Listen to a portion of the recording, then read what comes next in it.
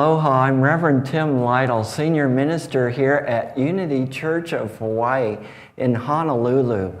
And we are so grateful for all of you who watch us on our YouTube channel. We know with you that as you view these teachings and apply them to your lives, that it helps to build your life into the very best one that can be imagined. If you're ever in the area, please come and join us for a service, and please enjoy the message that you're about to watch. Aloha.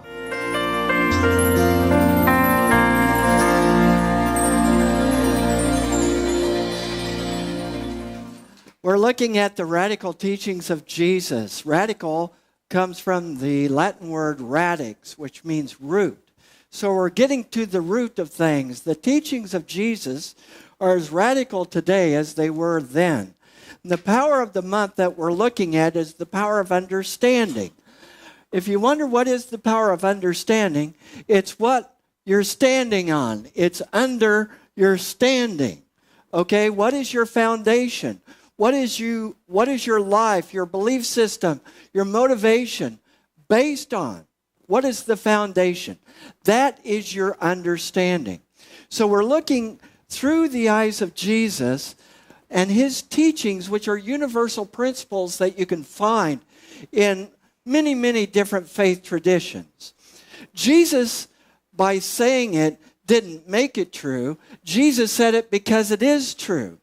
And many traditions say the truth, and you can hear these, and Unity listens to these messages of truth in whatever faith background they may come from.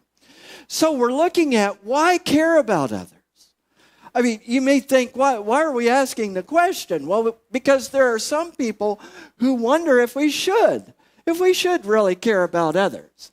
I mean, recently, there was someone who wore a jacket that said something like, do you really think I care, or something like that. And, people got in this froth about it and all that, and I'm not going to talk about that.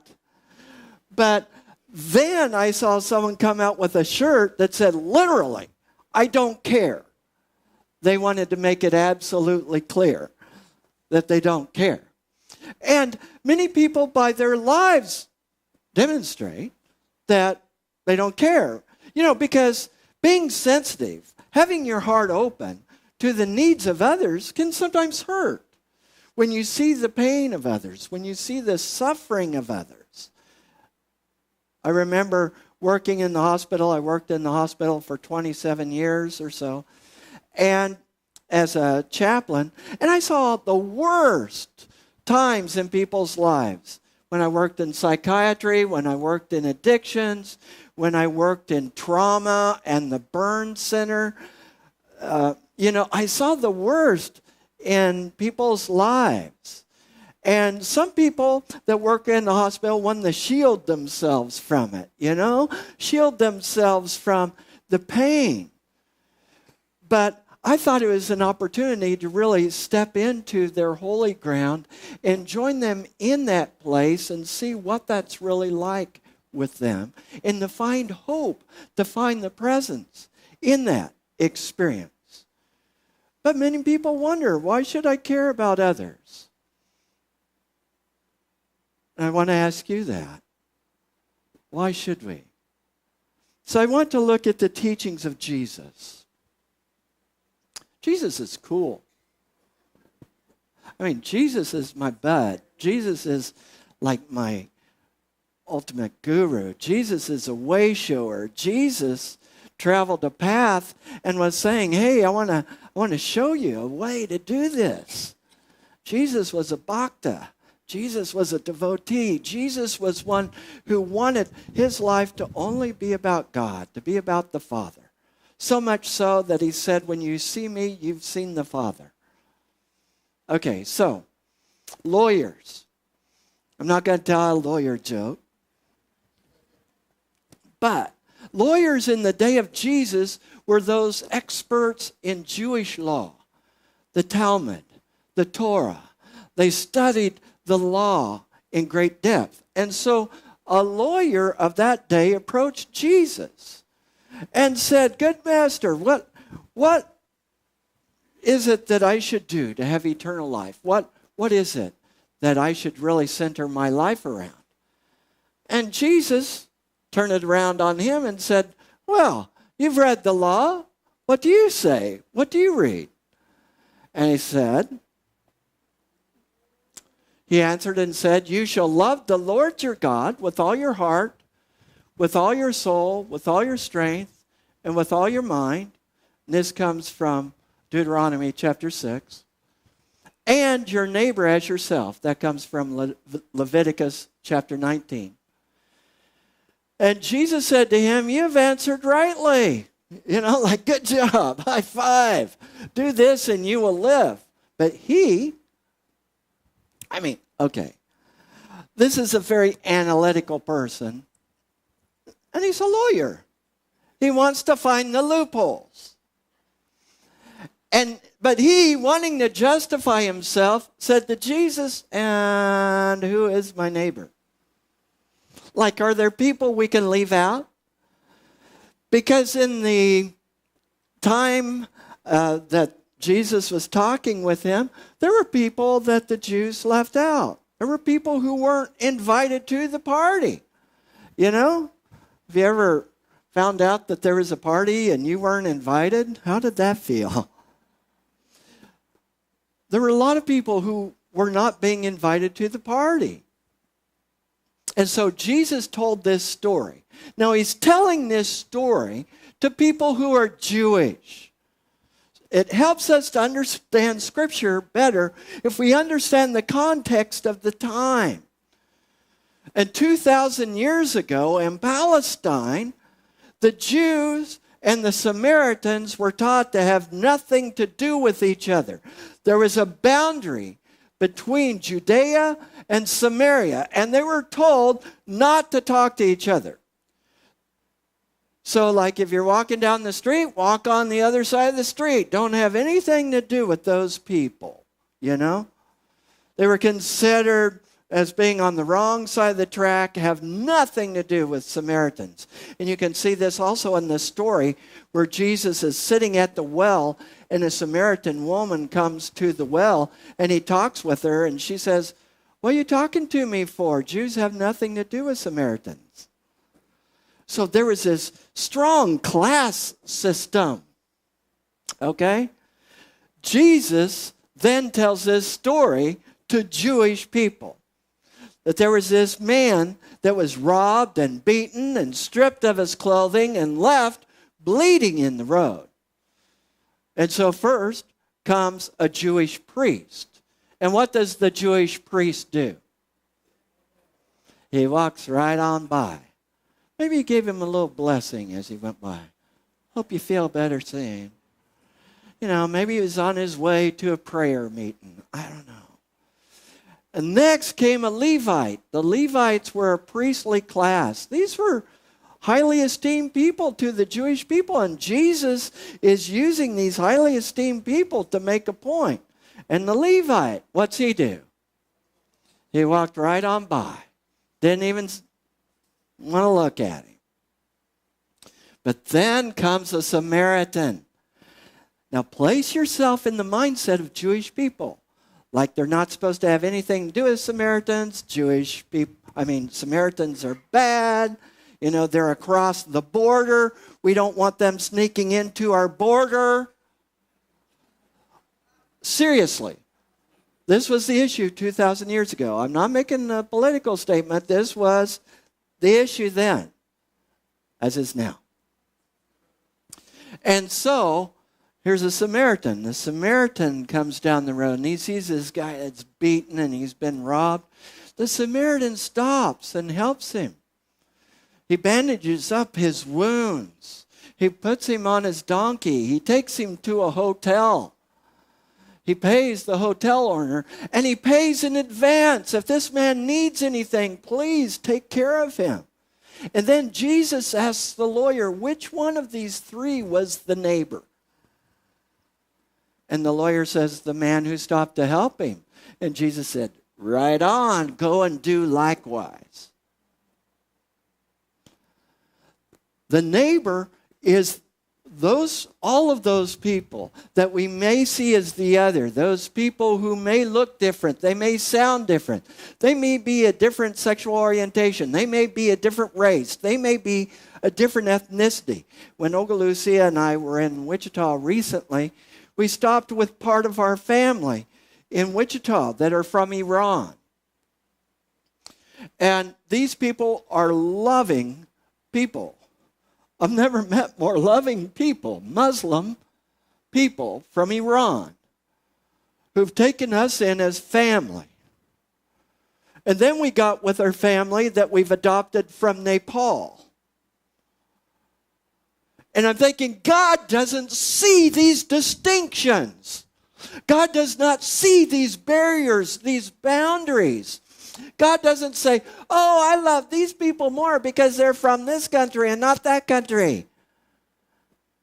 Let me tell you something. God doesn't belong to any political party. God doesn't belong to any particular country because God expresses as each and every one of us. Our first unity principle is that there's only one power, one presence, active as our lives and as the universe. God, the good omnipotence. The second principle comes from that, which is this. That means every single one of us are that expression of the divine. Every single one of us. No matter how we look, no matter how we act, every single one of us are the expression of that divine.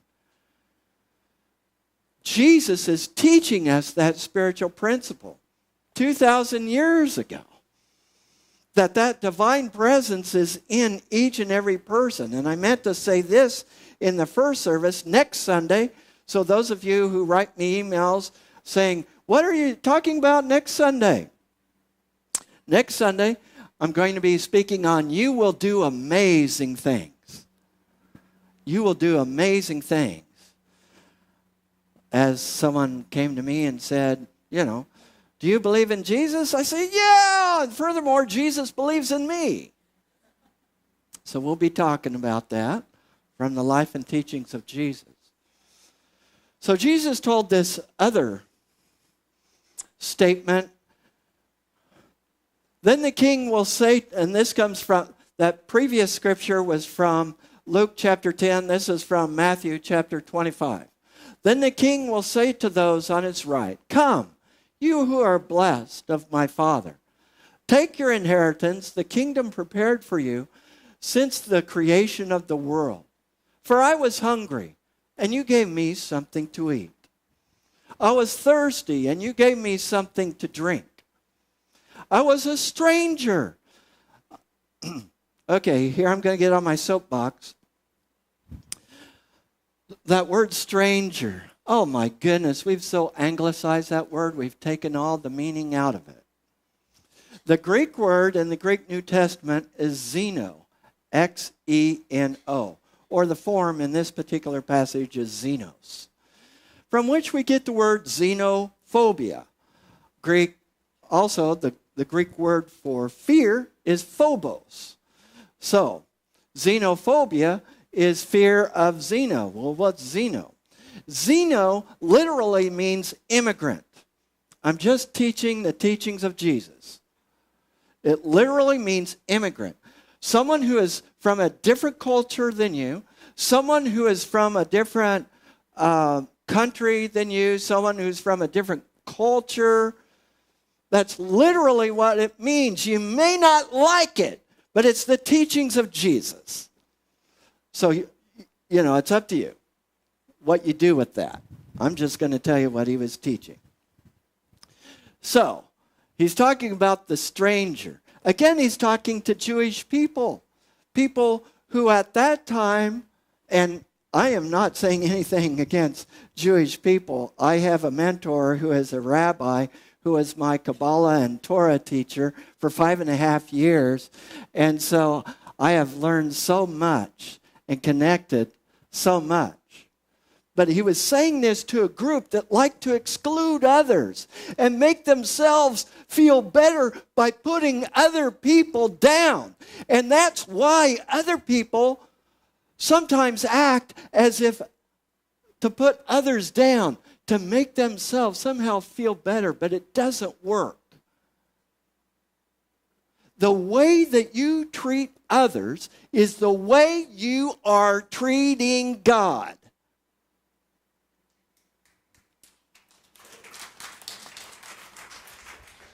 Okay.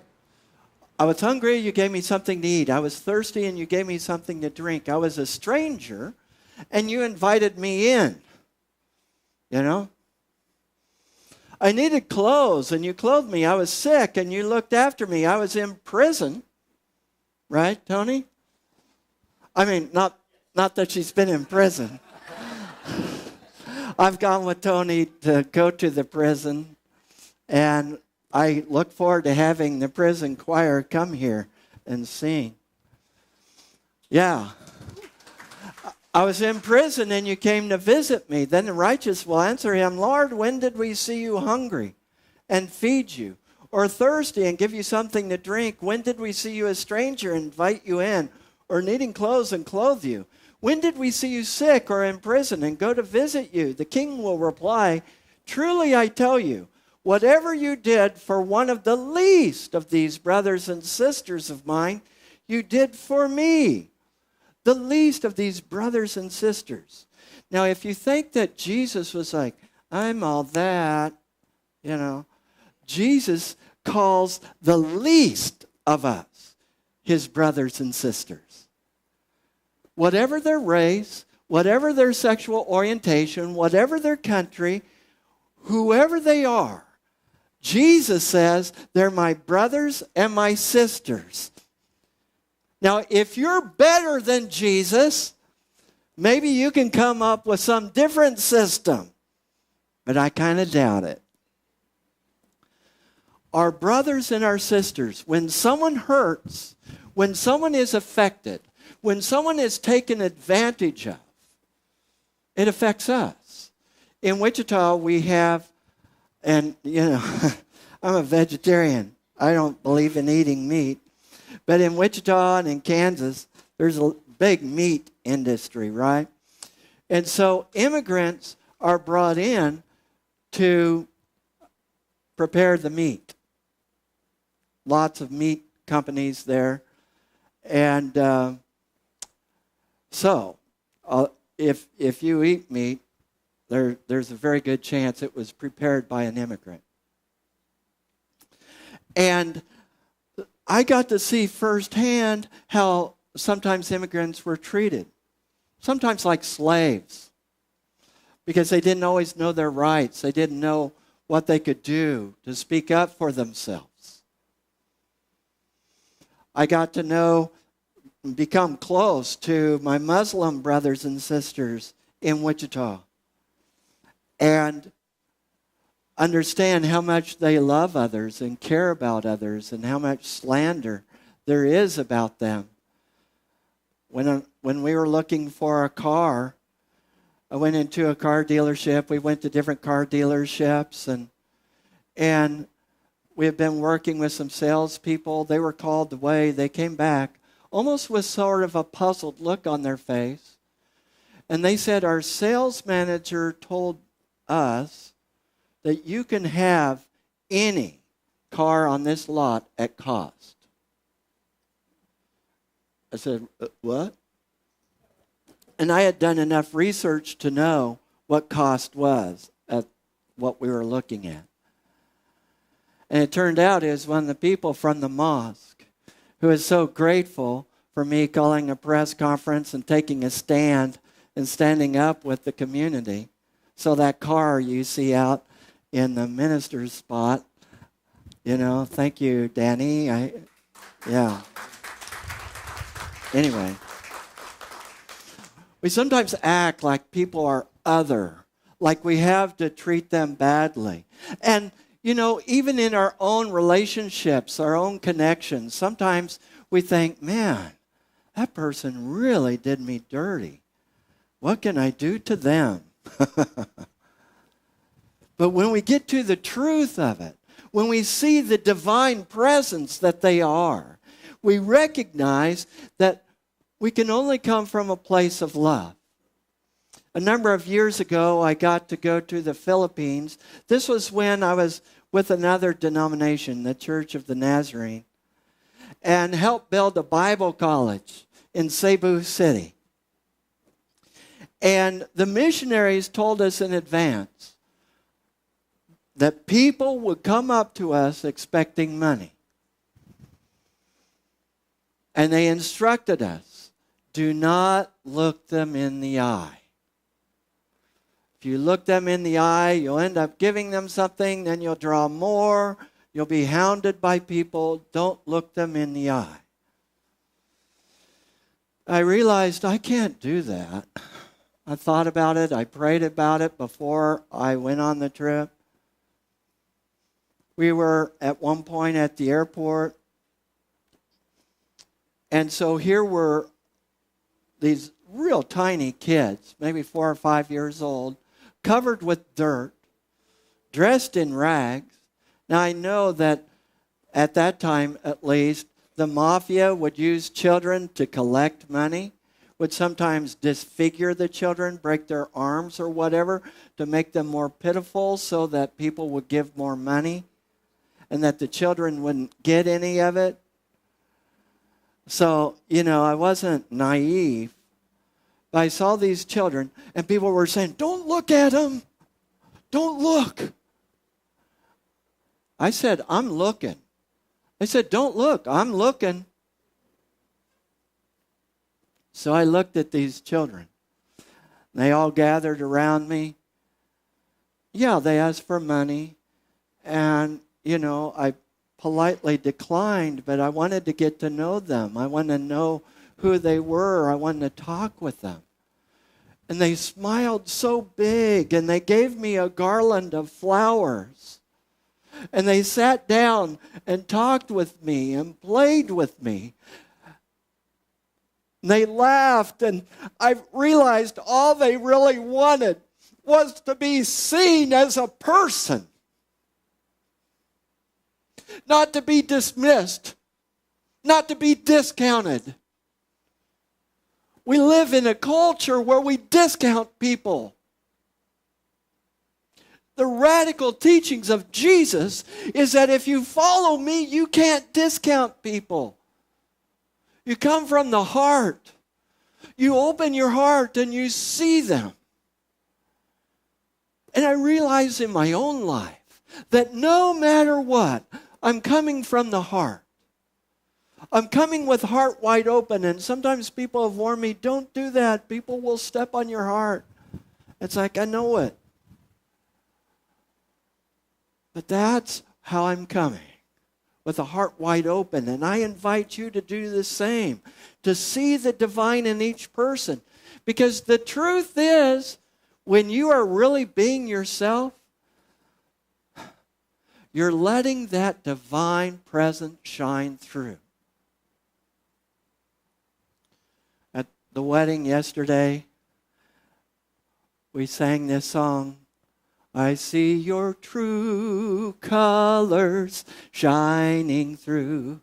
I see your true colors, and that's why I love you. So don't be afraid to let them show your true colors, your true colors, your true colors, like a rainbow. Your true colors. The presence of God. That's what we are here to awaken to. That's what we're here to share with the world. Jesus told us, you are the light of the world. We are here to touch other people's lives. Yes, we care. Yes, we are open. And people are looking for that. And when they see a spiritual community that is open and loving and comes from the heart, there won't be enough room here for all of them.